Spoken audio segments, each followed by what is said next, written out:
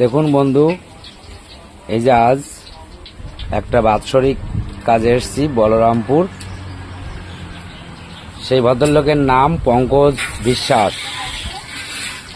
এই মাছটা ভাজা হবে, বিপুলবাবু মাছটা ভাজবে। এই যে মাছের মাথা যে ডাল দিয়ে তৈরি হবে, সেই মাথা এখন ভাজা হবে, মাছটা ভাজবে।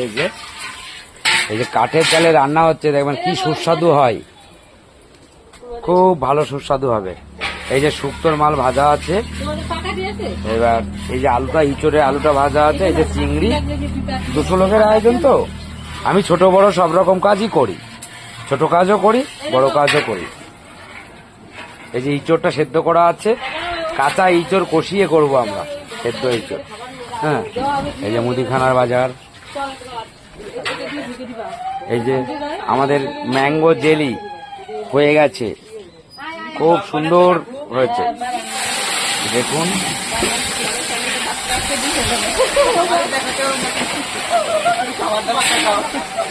এই যে আমি শুক্তোটা করছি বন্ধু, দেখো। এখন চৈত্র মাস তো, এখন আমার এই শুক্তোর কাজই বেশি হচ্ছে। কেন, শ্রাদ্ধ বাড়িতে যখন কাজ করি তখন শুক্তোটা তো কমন, তার জন্য শুক্তোটা অবশ্য আপনাদেরকে বেশি দেখাচ্ছি।